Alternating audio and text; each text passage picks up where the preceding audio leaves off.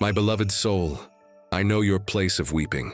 I know the room in your house that became your sanctuary of tears, the silence in your car where your crying could finally echo, the pillow that became the mute confidant of an affliction you dare not share with the world.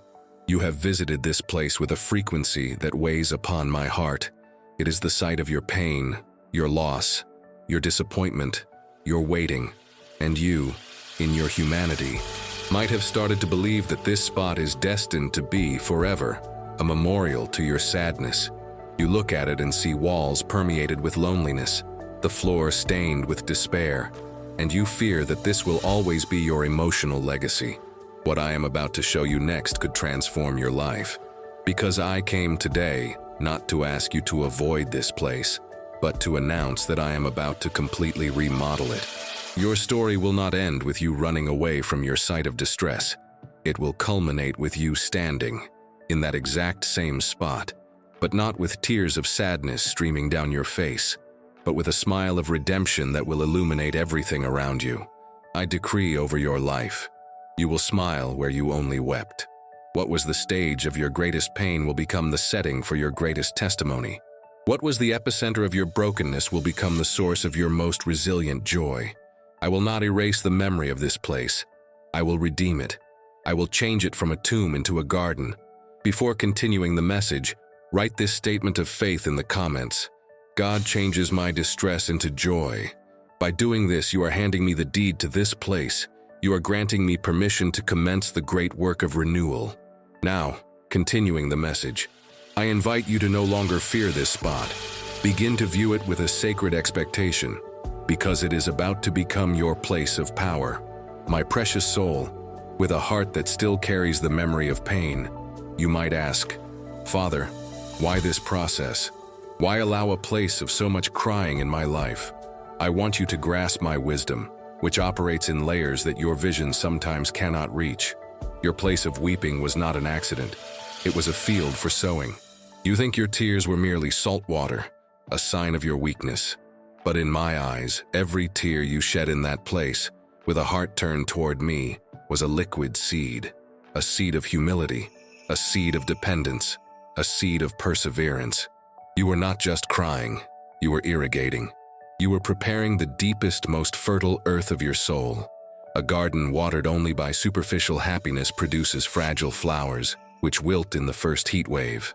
But a garden that has been irrigated with the tears of trial, whose soil has been softened by brokenness, this is the kind of garden that produces oak trees, with deep roots, capable of withstanding any storm and bearing fruit that feeds generations. The depth of your past affliction determined the depth that the roots of your new joy could reach.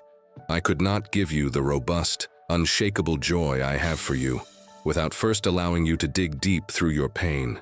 Your season of weeping was not a time of loss. It was a time of investment. You were, without knowing it, investing in your own future harvest. And I, as your faithful farmer, collected every tear seed and guaranteed that none of them would be wasted. Your pain was not in vain. It was your preparation for promotion. It was the plowing of the soil for the most glorious of harvests. Now, before we continue this message, write in the comments, I trust in the Lord. By doing this, you are declaring that you trust the farmer's process, even when you only felt the earth being turned and the rain of tears falling. It is your act of honoring the wisdom of my agriculture. If this message has touched your heart and you wish to support this mission, click Super Thanks and help spread words of light, encouragement, and inspiration to many lives. Continuing on, rejoice in your past tears. They were not your end. They were your beginning. My blessed soul, your turnaround does not begin with an external event, but with an internal revolution. Before you can physically smile in your old place of weeping, the smile needs to be born in your spirit, and it comes from a new perspective. I am today giving you new eyes to see your own story. With your old eyes, you looked at your place of weeping and saw a monument to failure, loss, and pain. With my eyes, I want you to start seeing it as your altar of sacrifice, your meeting place, your throne room of vulnerability, where you found me in your most authentic form. It was there, in your brokenness, that you were closest to me. It was there that your most sincere prayers were uttered. It was there that your faith, stripped of all arrogance, became pure. Your place of weeping was not your place of abandonment. It was your place of deepest intimacy with me. It was your personal Gethsemane, where you, in your agony, chose to continue to trust. And this choice, my child, moved the heavens in a way that your prayers on sunny days could never move.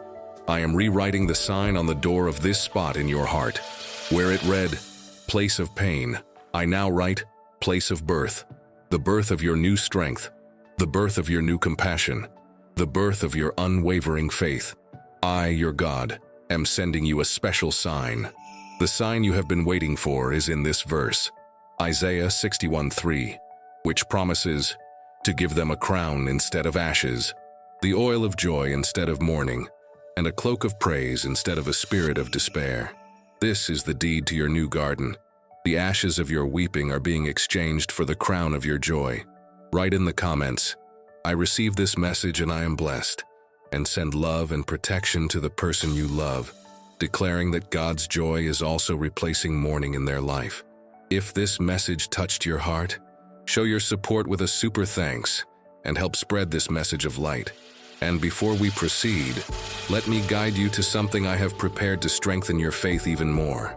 If you feel you need inner healing, spiritual reconnection, purpose, and prosperity aligned with my heart, there is a 31-day path waiting for you.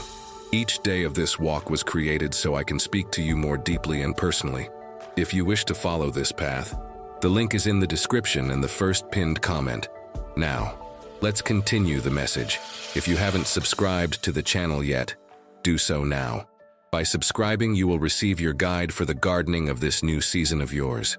Begin to see your past with my eyes, and gratitude will start to sprout where before there was only bitterness.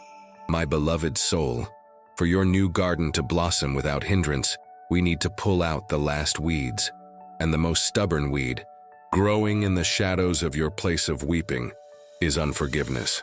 Your pain was often caused by someone, and your refusal to forgive that person is like keeping a stone on the earth, preventing new life from sprouting. Resentment keeps you chained to your place of weeping. It is you standing on the scene of the crime, refusing to leave, reliving the offense repeatedly. And you cannot smile in a new place if you are still living in an old one. To forgive is not easy. It is not fair, but it is necessary. Not for your offender, but for you. Forgiveness is your decision to finally leave your place of weeping. It is you saying, I will no longer allow what you did to define this space in my life. I hand it over to God, the righteous judge, and I choose to move into the garden He is planting for me. And there is also the forgiveness you need to release over yourself. You blame yourself for your sadness, for not having been stronger, for having cried so much. My child, your tears were not your flaw. They were your humanity, your sensitivity, your gateway to my grace. Forgive yourself for not being made of iron. Forgive yourself for having a heart that feels. Accept your own vulnerability as the fertile soil that it is. Write in the comments a list of people, including yourself, whom you wish to forgive. Visualize each one, send them love and say, I forgive you and release you. May peace be with you. Feel the lightness and freedom that forgiveness brings. Repeat this practice every day to strengthen your inner peace and release anxiety. This act of forgiveness is your great spring cleaning. It is you pulling out the weeds, removing the stones, preparing the ground. And in a clean, forgiven ground, the seeds of my joy have the freedom to grow with a strength and speed that will surprise you. My precious soul, and what will this new smile look like? What will be the nature of this joy that will sprout in your old place of weeping? It will not be the fragile, superficial happiness of before. It will be something different. It will be a smile of redemption, a smile that knows the depth of pain and, therefore, values the height of joy in a way that hearts that have never been broken cannot understand. It will be a wise smile, a smile that carries within it the memory of God's faithfulness.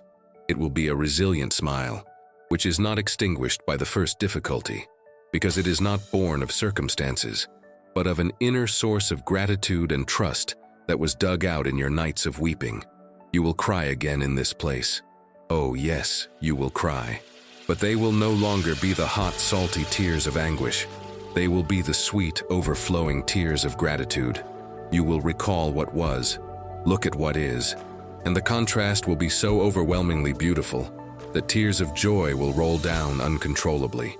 And this will be your most genuine smile, a smile that comes from a heart that has proven firsthand that I am the God who changes mourning into dancing, who trades the garments of ashes for a cloak of praise. This new joy will be your strength. It will not just be a pleasant feeling, it will be your fuel. It will give you a new vitality, a new passion for life. You will feel younger, lighter, more alive, because the joy of the Lord is the true elixir of youth for the soul. And this joy will be your light. It will shine from you in a way that people will notice. They will look at you and see not the absence of problems, but the presence of a power that is greater than any problem. And they will be drawn to this light, to this mystery of a smile that blossomed in the most unlikely place.